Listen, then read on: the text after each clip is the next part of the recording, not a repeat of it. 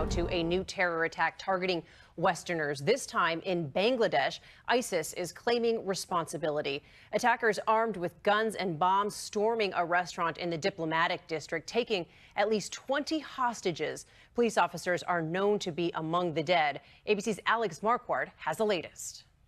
SWAT teams tonight surrounding the cafe with around 20 hostages inside, many believed to be foreigners. Police telling ABC News 2 have now been rescued. But up to 9 gunmen have stormed the restaurant, which is in a diplomatic neighborhood just a mile from the American embassy. U.S. citizens warned to shelter in place. We're still accounting for all private American citizens who may have been in the area. We don't have finality on that. The attackers exchanged fire with security forces. At least 2 police officers were killed and dozens wounded. A short time later, ISIS claimed responsibility. Last year, a prominent American Bangladeshi blogger was hacked to death. In April, a U.S. embassy worker was murdered, part of a recent wave of violent Islamic extremist attacks across Bangladesh, fueled by the barbaric ideology of ISIS spreading around the world. Heavily armed police are on patrol at Chicago's O'Hare Airport. Canine units bolster security at Los Angeles International Airport. There is enhanced police presence in key locations across the country. In New York City, a new class of more than 1,200 officers was sworn in to complement the NYPD's anti-terror squad. Police Commissioner William Bratton. This year they are here, fully trained, fully equipped. The name of the game in dealing with terrorist threats as citizen crime is to prevent to the greatest degree possible. Federal officials say there are no credible or specific threats this 4th of July weekend. Still, according to the Department of Homeland Security, federal officials remain concerned about terrorist-inspired individuals and homegrown violent extremists who may be encouraged or inspired to target public events or places. San Bernardino, Paris, Brussels, and Orlando demonstrate that terrorists will consider a wide selection of targets. But the attack in Turkey serves as a reminder that transportation hubs like train stations and airports remain a security priority. LAX is preparing for a record 1.2 million travelers. The first level of security begins well before the screening machines. Patrick Gannon is the airport's chief of police. Our first layer is always intelligence. We also have perimeter units that are in the area. We have officers assigned to each of our terminals. But one of the messages I always put out is that we need everybody's help. Law enforcement is reminding the public that if they see something, say something. Josh Airlines are warning customers to be prepared for longer wait times at airport security checkpoints. Potential terrorist, high IQ, white-collar criminal. New computer technology can scan their faces and detect character traits within seconds. Israeli startup Faceception works on the theory that DNA determines personality, which is reflected in our faces. The company's technology draws results within seconds. Seemingly, it's an ideal screening tool in airports or at mass gatherings like Olympic Games. Since 2012, we've been registering asylum seekers and refugees in Jordan using biometric technology. We do iris scanning, which is about 10 times as accurate as fingerprinting. We do an assessment of the family. And once that eligibility criteria is met, they can go to our partner bank, and without any additional enrollment, they go up to an ATM machine, they scan their eye, no card, no PIN. بصمة العين منيحة بروح فورا بحط عيني وبسحب المصاري.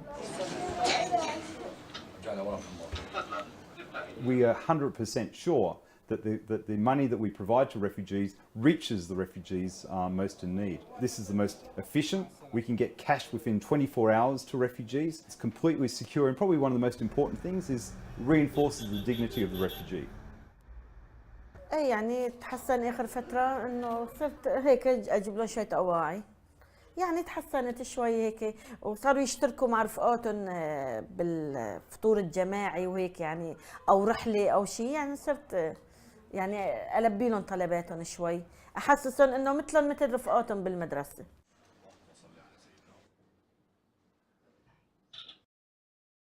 Heavy rains, those storms in Las Vegas overnight. Yeah, this isn't over. The Mountain West is about to blow up with monsoon flow again. So let me go ahead and show you. We put 1.22 inches of rain, make it fall in 15 minutes, and this is what's going to happen. Flash flooding, inundated parking lots right near the Strip. And again, it's all happening at this hour. Officials here are calling that rain event triggering that flooding unprecedented. It sent water surging through canals like this, as we heard earlier, at 30 miles per hour. Trapping motorists and forcing swift water rescues. Overnight, nearly a dozen water rescues right outside Las Vegas. A ladder team pulling these two teenagers to safety after they found themselves stranded in a drainage canal. Nevada besieged by thunderstorms Thursday and up to 2 inches of hail, blanketing the ground with what looked like snow in July, all of it generating epic flash floods. Oh my God! Wreaking havoc on tourists. The quick-moving storms turning this intersection into whitewater rapids. I cannot believe this. Trapping drivers, turning some parking lots into lagoons. The surge of water inundating canals, turning underpasses into waterfalls. Oh my God, oh my God! Trash bins and debris floating into cars, plowing through the wall of water. Authorities saying some of that water reaching speeds of 30 miles per hour. Now we talk about how much water was built up by that monsoon rain. One key water detention area around here got 22 feet of water. That's higher than where I'm standing compared to that canal. But some good news for tourists visiting Las Vegas this weekend. It's going to be hot and much drier in the forecast. Parts of Florida this morning under a state of emergency that caused toxic algae. Some people along the Treasure Coast blame water from Florida's biggest lake. The Army Corps of Engineers plans to cut its flow by about 35%. Omar Villafranca shows us how the holiday weekend will be affected. He is at a beach in Stuart, Florida. Omar, good morning. Good morning. Usually the water here is clear and blue at Bathtub Beach, but it's got a little bit of a greenish tint. And let me show you what this stuff looks like up close. Inside, you can see some of those green globules floating around, and this algae is dangerous to people. That's why many of the beaches around here will be closed for the busy 4th of July weekend.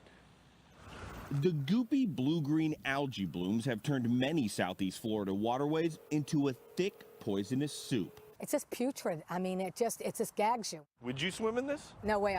I wouldn't even put my foot in it. Irene Gomes, owner of the Driftwood Motel in Jensen Beach, says the blooms are the worst she's ever seen and scaring away her customers. How much business have you lost in the last few days? Well, just from one group of relatives that were coming in together, it was $1,000.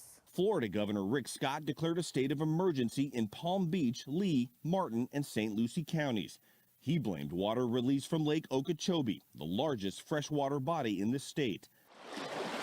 The lake has high levels of phosphorus and nitrogen from fertilizer, animal feed, and human waste, nutrients that algae thrive on.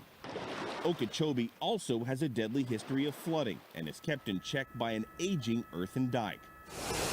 To reduce pressure on the levee, the Army Corps of Engineers must drain some of the lake water into the St. Lucie estuary, one of the areas now inundated by the algae. Cutting back the flows might allow some of the salt water to come in and maybe flush things out just a little bit. Some experts say the outbreak can also be traced to septic tanks and rainwater runoff along the Florida coast. Also known as cyanobacteria, the algae occurs naturally. But in huge concentrations, the tiny organisms are deadly to fish and other wildlife. Clean out your nose, buddy. This manatee was choking on the bloom. It's pathetic. It really is to sit there and see an animal just being poisoned to death, basically. Pretty cool clouds here in Poland. Look at those guys. Yeah, it's like a rainbow cloud or something like that, right? That is actually generally referred to as a fire rainbow, is what you hear it most often called. And you may not know what you're looking at when you first look at that, but luckily I'm here to explain it a little bit. It's actually really simple. Anytime you look up in the sky and you see like a rainbow type of effect with either clouds, or sometimes you don't even see the clouds, you'll see like maybe a sun halo, that means you have ice crystals really high up in the atmosphere. Okay, so you've got these cumulus clouds here. Those are pretty low, but these are wispy cirrus clouds. Those are way up. Those are like 30 to 40,000 feet up in the air. And very often with those, you get these hexagon-shaped ice crystals. And the way that the fire rainbow, if you want to call it that, forms is if those ice crystals are aligned vertically. then when the light refracts through them, you end up kind of with this prism effect. So you end up with a rainbow on the other side, and I think it looks really awesome.